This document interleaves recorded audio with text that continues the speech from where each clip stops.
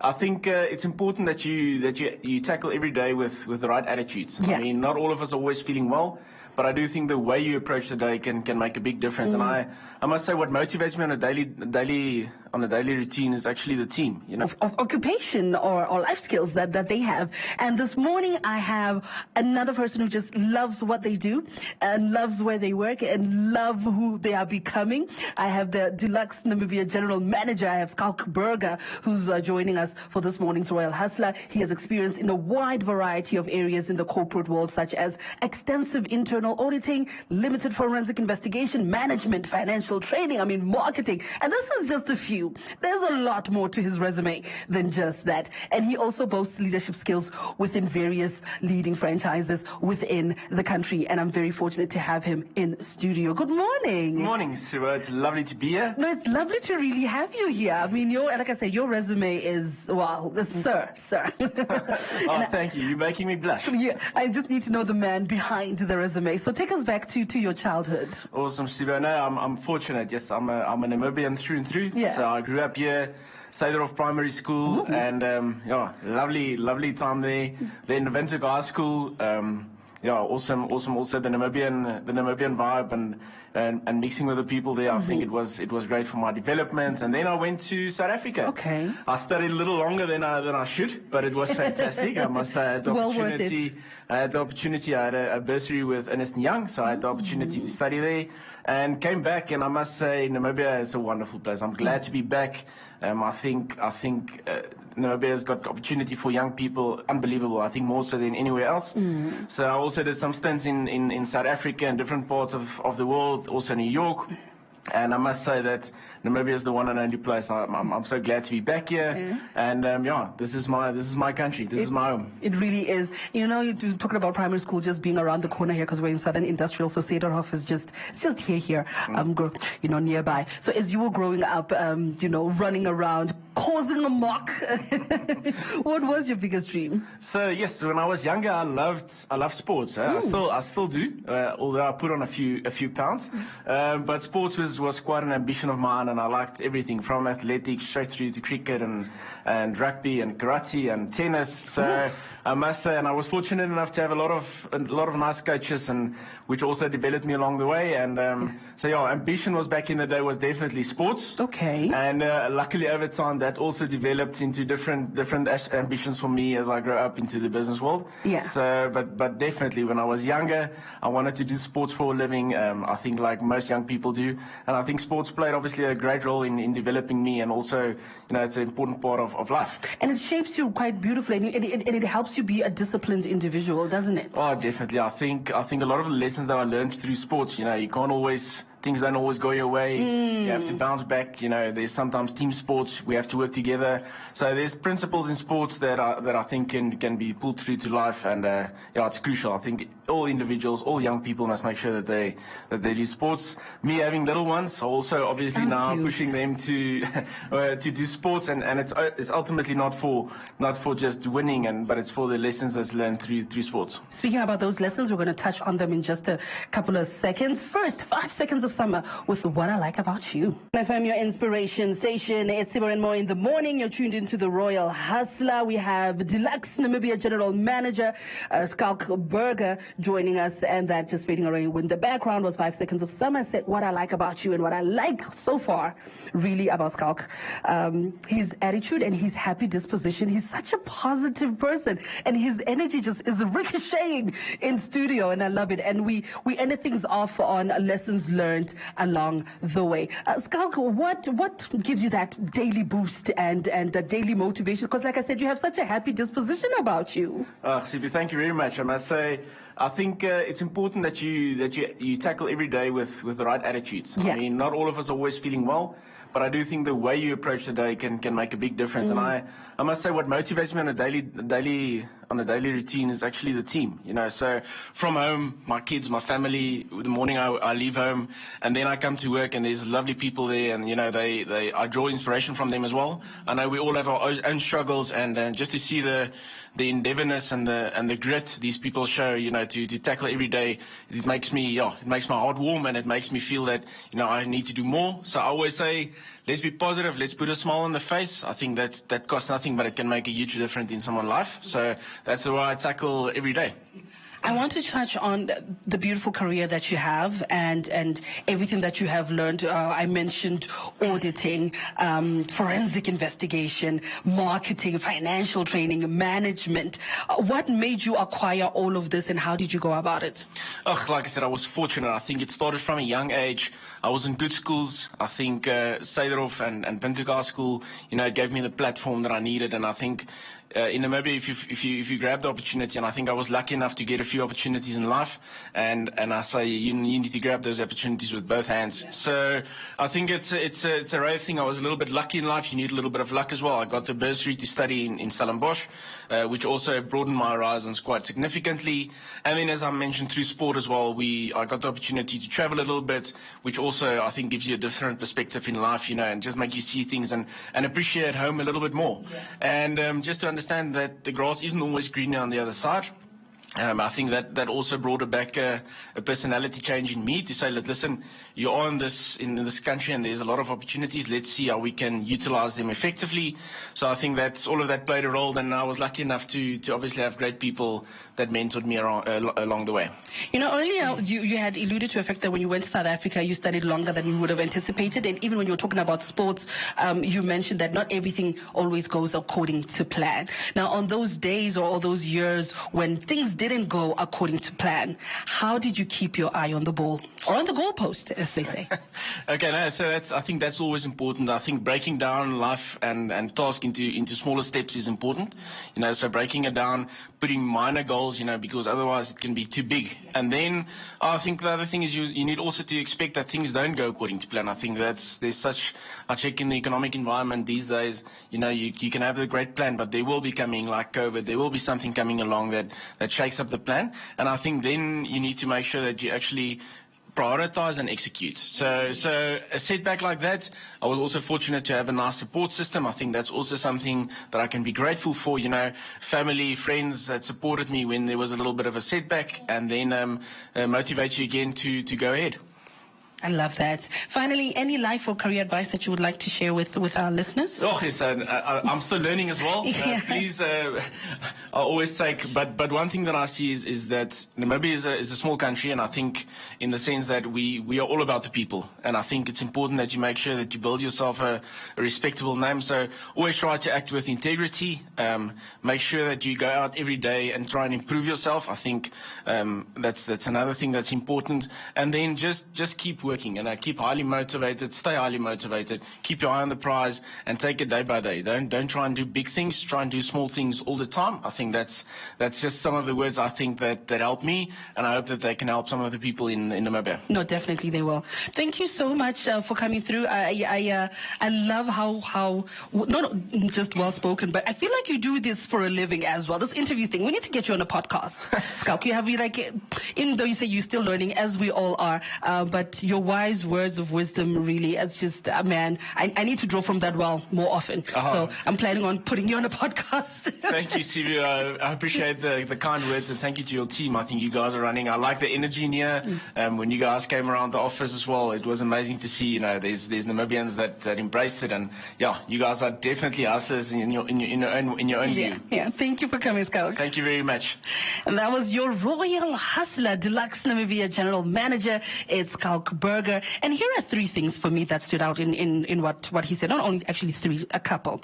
First, he said, if you're feeling overwhelmed, just break it down in small little pieces, because that really, really does help, right? Secondly, I expect for things not to go your way, because then you're mentally prepared for it. You know, it's like, I knew this was not going to happen, so how do I now maneuver? And then he talked about prioritizing and executing, right? So what is the most important and urgent thing right now, and how do I get it done? And my goodness, the last point that really hit home with me is improve yourself. Improve yourself.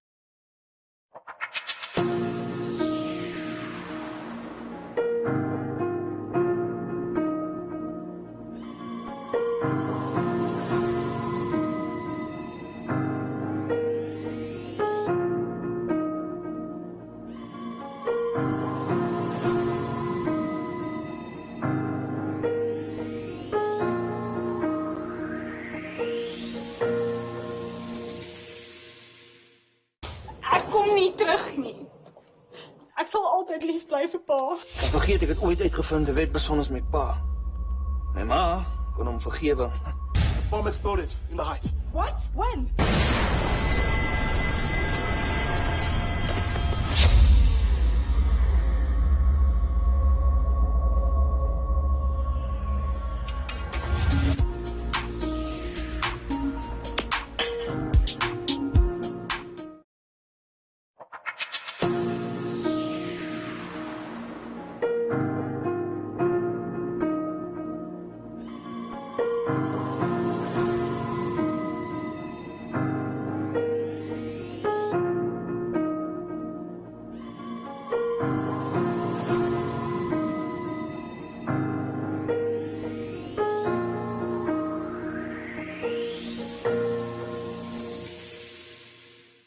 But then the other side of it, growing up in Khomasdal and the area I'm from, was kind of rough, the streets. And my brothers and my parents tried to keep me away from that. Sometimes they succeeded, sometimes not.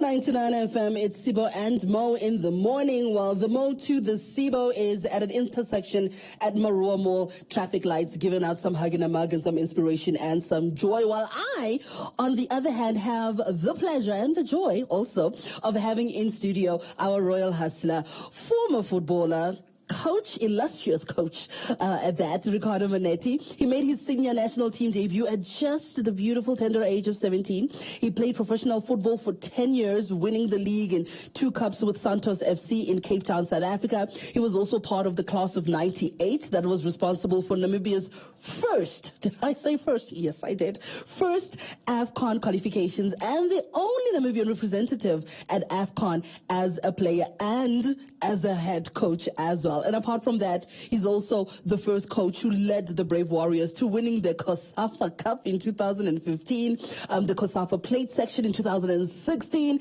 and then in 2018, the Chan qualifications, the finals in Morocco, and then 2019, we were in Egypt, by the pyramids. That was the AFCON qualifications, and he was also leading the national team through the 2 Hage Cup victories against Zimbabwe and Ghana. I mean, the bio can go on and on and on, but Mr. Monetti, welcome to the show. Good morning, and good morning to the listeners and everyone on social media. How are you doing this morning? Yo, why did you have to wake me up so early, man? It's good for your health. Yes, on a Friday, yeah. Apparently it's very good. You know what else is good for your health? Apparently a cold shower on a cold day. Wow. It invigorates you, apparently. Apparently, I haven't tried it. Apparently, now I'm not going to try it. I was hoping you would try it, and then you would tell me, like, yeah, no. No. I did not enough ice baths when I was playing. That was crazy. I can imagine. Yeah. No, so you should be used to the cold by now. Just a little. Just a little. Just a little. I want to get back to those the days of you being a footballer, but let's just trace it back just a little bit. Your childhood years. What was that like for you? You're almost like the black and white, very contrasting childhood I had. I come from a very Christian folk background. So we were very spiritual at home, you know, going to Sunday schools, must. Even prayer meeting on a Tuesday, taking my mom on a Wednesday to church, and then Fridays like youth meetings and stuff, and Sunday definitely you in church again. So for me it was just church, church, church. And but then the other side of it, you know, growing up in Khomasdal, and the area I'm from, you know, was kind of rough, you know, the streets, and my brothers and my parents tried to keep me away from that. Sometimes they succeeded, sometimes not. But I think that brought me a little bit of the edge in terms of being street smart. So I was this Christian that's street smart. Imagine that. Yeah, no, that's a good combination to have. That's a good combination. Yeah. Have a little bit of Jesus love and a little bit of hey, don't mess with me. Hey. Pass up. She got no sin. What do you miss most about that childhood? Reminiscing now, looking back, says I learned 1, 2, 3 from that time. Look, from my childhood time, like I really miss the being nonchalant, being just there, just floating, just not having responsibilities. Really, this thing of growing up as a trap is so true, man. I just want to go back into time and just be. And if I want to play football, I play football. If I want to go to church, I go to church. If I don't want to go, also don't go. But now, you know, you have all these responsibilities. You're a parent, etc., and you have to do all the things that's right. So for me, really, I miss that part of my childhood. Being a footballer now and entering into that sphere is hard. So I can only imagine for you growing up, how did you find yourself in the space? Well, at an early age, I realized that I have to be different in order to make it in life. I just didn't have the wording for it like now, but I knew, look, if you want to make it in life, whether it's school, you need to be different. You need to do the opposite of what you see around you. And we had a lot of bad examples around us. You know, the whole Chotsi culture, the whole Lokshan culture, the whole, and I realized I had to be different. And that really carried me through to say that I need to finish my school. I need to be a good son for my parents. I need to be disciplined and all that stuff. But basically, if I have to wrap it up, I decided at an early age I need to swim upstream. Ooh. I need to swim upstream. So you had already made up your mind. I made up my mind to say that I'm going to be different. If I see these guys hanging around the shops, you know, doing bad stuff, that's not me. If I see guys, you know, abusing alcohol, that's not me. I'm not going to go down there because I can see. I have examples. Yeah, you know, you can see and you can tell the whole story until the person ends in prison, or the person dies, or the person becomes an alcoholic. You could see it because you have all these examples around you. And I was like, I'm not going to have any of that, yeah. So here's a young lad from the dusty streets of Khomasdal. Yeah. Well, now they're not so dusty anymore, nicely paved. Not anymore.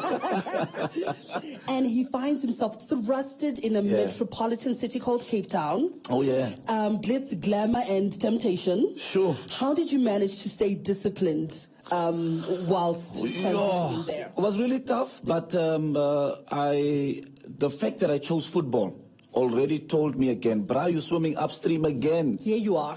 And I'm telling you, anyone that's swimming upstream, all my friends went to university, finished school, blah, blah, blah, and I chose football. I had to go extra hard. Every day of my life, I had to go extra hard to make up. You know, because they're going to university. What am I doing? So I have to go to the training pitch and work on my craft and perfect my craft and be the best. And that's really the thing that push me every morning when I wake up to say that everyone, my peers, they busy working hard in their careers. What are you doing? So whenever you have a passion, if you choose a passion job, make sure you go twice as hard as a normal dude. Hey, whenever you have a passion, go twice as hard. Still speaking to Coach Ricardo Monetti, he was saying that it's not okay that I woke up in the morning so early and it's cold, and Whitney Houston agrees. It's not right, but it's okay. Yeah.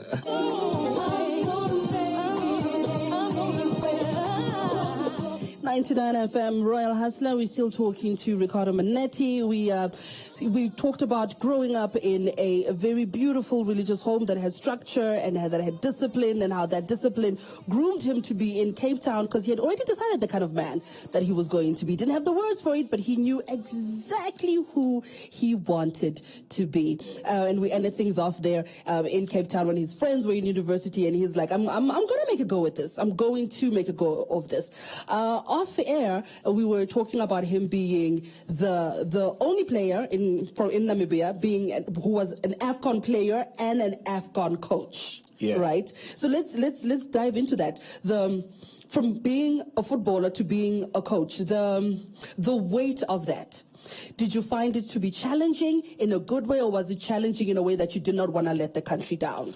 It was the last one. Did not want to let the country down, because coaching Namibia and coaching itself was never in my plans. Oh, really? Yeah, so when I found myself in the situation, I turned down people don't know this, I turned down this job maybe 2-3 times before I took it. So the third time, what was that change? The coach ran away. The former coach ran away. You didn't have a choice. Listen to this. Okay, tell me. 2 days before we played the African champions, Nigeria. No. Yeah. Coach, wherever you are, I understand why you left me in the hot seat just like that. I was just 37 or 36 at that time, and he just disappeared 2 days before the game, playing at home, Semnyama Stadium, against a team that just won the AFCON. I'm telling you. Oh, man. I forgot. I hit blank.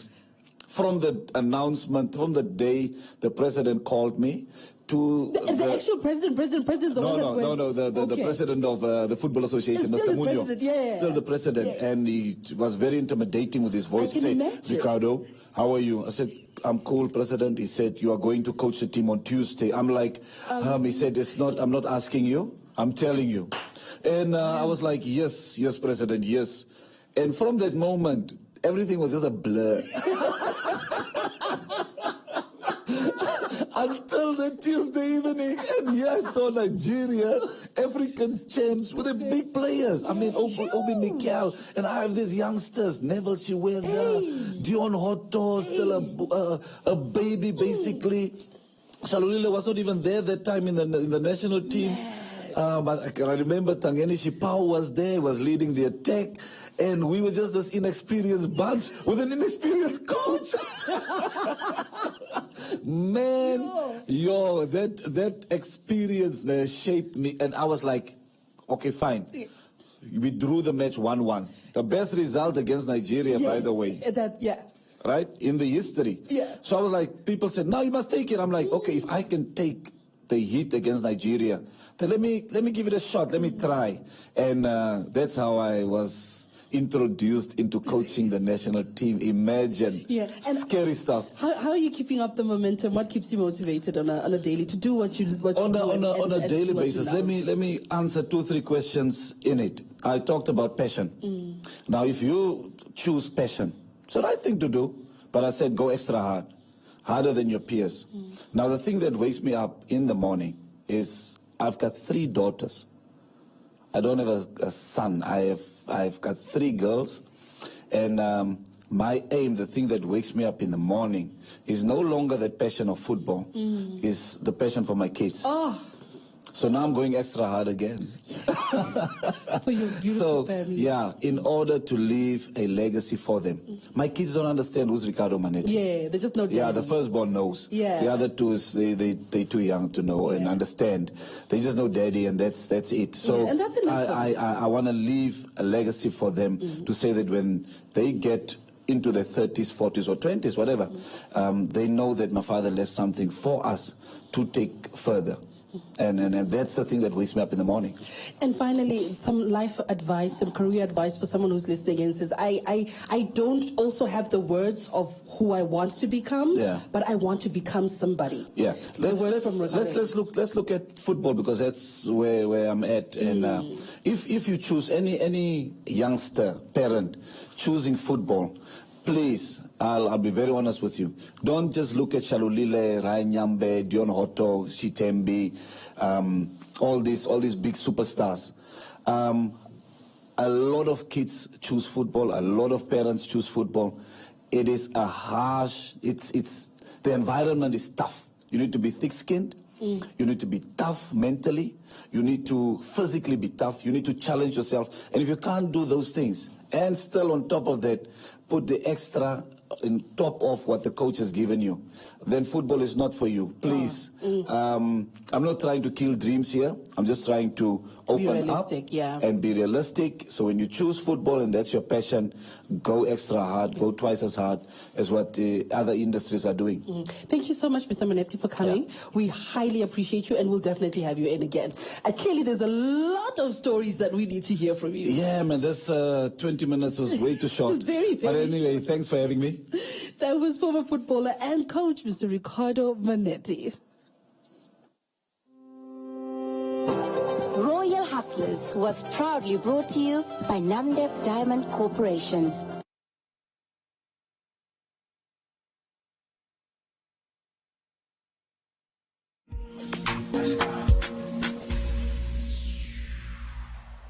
This is VOA Tech. The scary thing about traumatic brain injury is that brain cells don't grow back the same way skin cells would after a scrape. So often rehabilitation means retraining the brain to do mundane tasks. All right, ready to make the transfer now? Traumatic injury, when somebody, such as a car accident, where they're going forward, your brain is moving kind of like jello in there, and it's called coup contra coup, so it bounces. This is VOA Tech.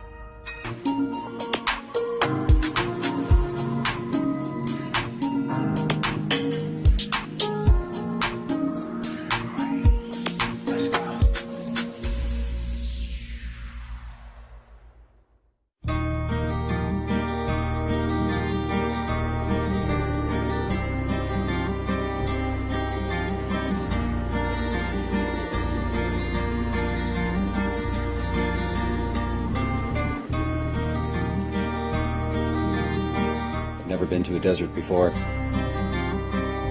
First thing I was struck by is how much life there is in the desert. I'd seen Saucer's Play, that like classic Namibian shot with the dead trees and the beautiful dunes. That was on my travel wish list destination. Some of the experiences that made this trip what it is, it would have to be the Fish River Canyon, just overlooking this wonderful piece of nature that's been created. My experience as a tourist here is that there's always enough time to do everything. Namibia is a really stunning, special place. Well, it was only yesterday. Excitement was creating my escape. Wish I could forever, ever stay. Traveling through this jewel of Africa, and an old man asks me where you going to the country of this long forgotten tune. That's my soul sang out loud, and it's whispering to you. I got lost on this road. Have you ever felt that too? Through the jewel of the South, we'll forever call it home, while the wheels keep on turning around, around, around we go.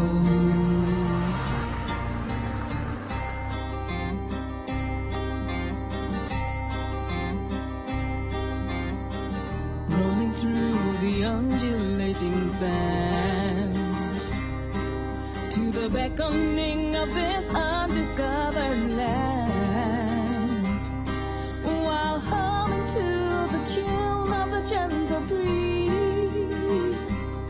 My heart's embraced by this jewel of Africa. Yeah, Mother Nature fancies me in coming back to the country, chanting this uplifting tune. That's my soul